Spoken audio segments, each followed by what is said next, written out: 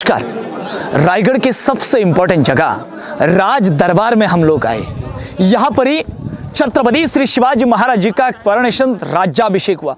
यहाँ पर ही उनका 32 मण सोने का सिंहासन था। यहाँ पर ही उनका राज्याभिषेक हुआ।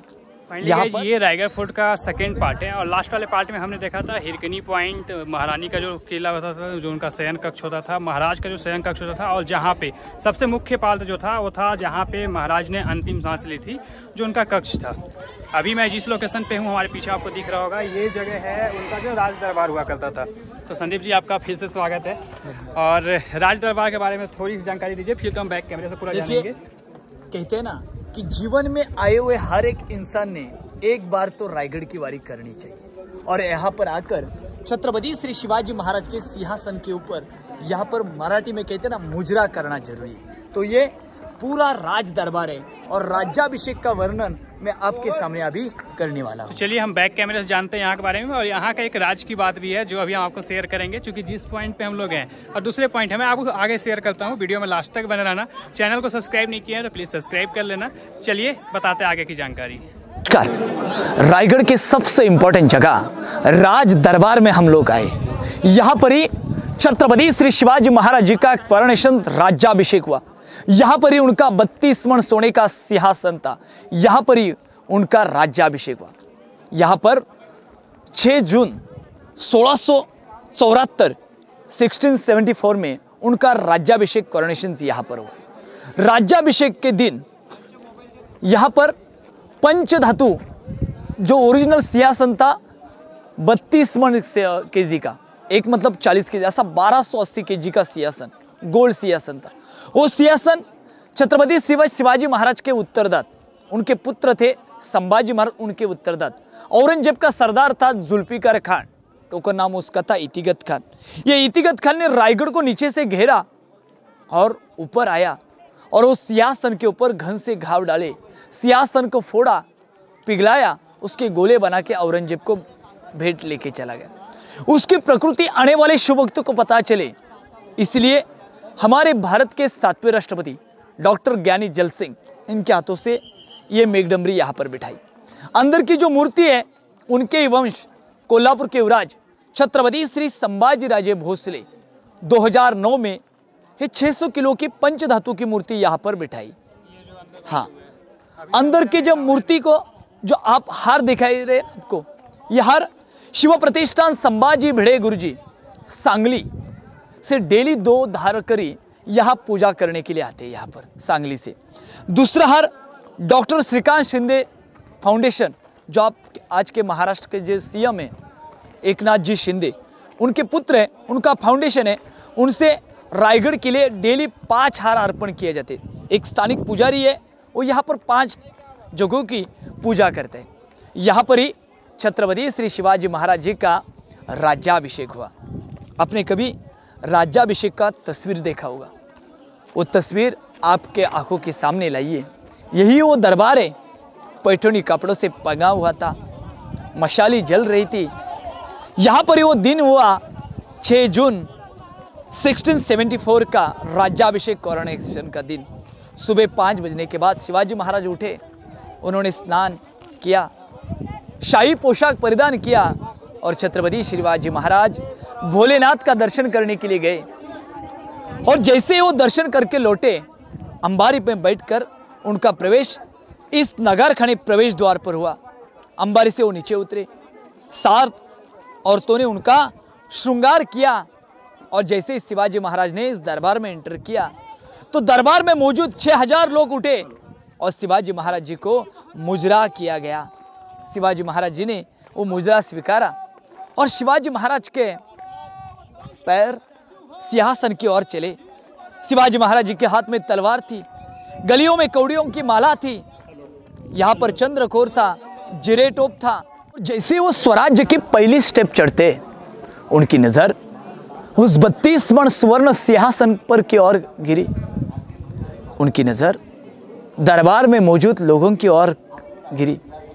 उनकी नजर स्वराज्य के लिए बलिदान दिए गए तानाजी मालुसरे जी की परिवार के ऊपर गिरी। विधवा अवस्था में बैठे थे, उस स्वराज्य की पहली स्टेप चढ़ते वक्त राष्ट्रमाता राजमाता जिजाऊ को महाराज कहते। और साहब, इस स्वराज्य की पहली स्टेप चढ़ता हो तो याद आता है मुझे मेरा तानाजी, मेरा बचपन का दोस्त। इस स्वराज्य के लिए उन्होंने अपना प्राण न्यौछावर दिया था।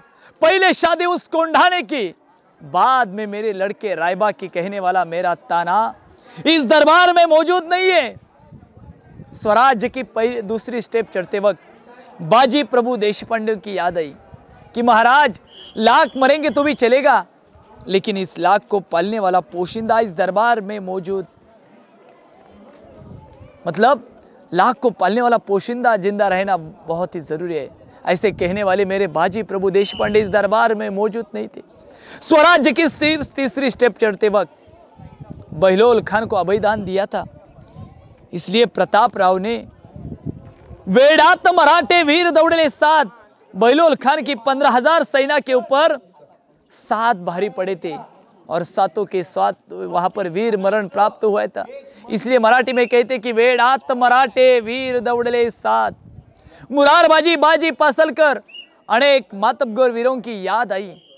शिवाजी महाराज उस सिंहासन की ओर बढ़े। शिवाजी महाराज ने जैसा ही दाहिना कदम उस सिंहासन की ओर डाला, गागा भट्ट जी ने लाए हुए 7 नदियों से उनको अभिषेक किया गया।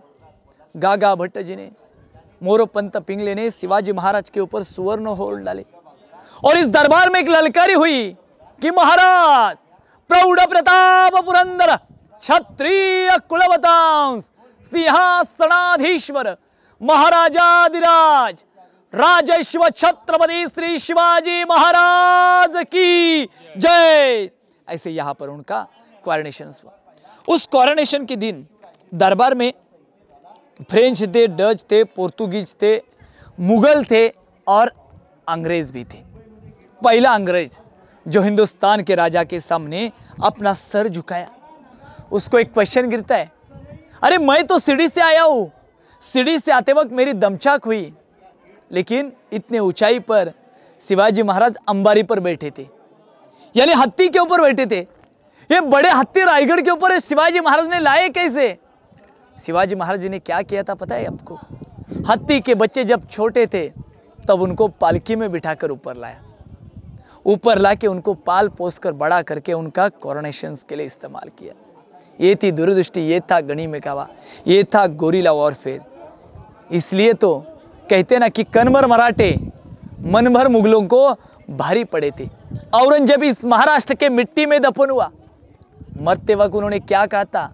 अरे मेरी बेगम, तूने उस शंभू जैसी एक भी औलाद मेरे जलील खाने में पैदा की होती तो आज दक्खन तो क्या पूरी दुनिया पे मैं राज करता, क्योंकि शेर शिवाजी के थे छावे, महापराक्रमी परम प्रतापी, केवल और केवल एक ही शंभू राजे थे, एक ही शंभू राजे थे।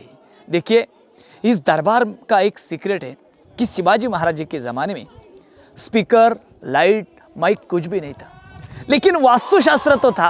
आर्किटेक्ट हीरोज इंदुलकर ने इस दरबार में एक वास्तुशास्त्र निर्माण किया गया था कि यहाँ से अगर कोई कुछ करेगा, बड़बड़ करेगा, तो आवाज़ वहाँ पर शिवाजी महाराज जी को सुनाई देता था। शिवाजी महाराज अगर कुछ बोलेंगे तो दरबार में मौजूद 6000 लोगों को सुनाई देता था। आज भी हमारा भाग्य ऐसे है कि आज भी हम लोग प्रयोग कर सकते हैं। यहाँ से अगर कागज भी फाड़ेंगे तो आज भी आवाज़ वहाँ पर सुनाई देगा। यह है बाले किले का मेन एंट्रेंस। अगर आप स्टेप से आएंगे तो यहाँ से किले के बाले किला में एंटर कर सकते हैं। इसको कहते हैं नगार खाना। इसके ऊपर हर दिन सुबह शाम 5 बजे नगारे बजते थे, ताकि सुबह बजने के बाद किले का मेन गेट खोल दिया जाता था और शाम को बजने के बाद किले का मेन गेट बंद हो जाता। इसकी 50 फुट हाइट है, 40 फीट इसकी गहराई है।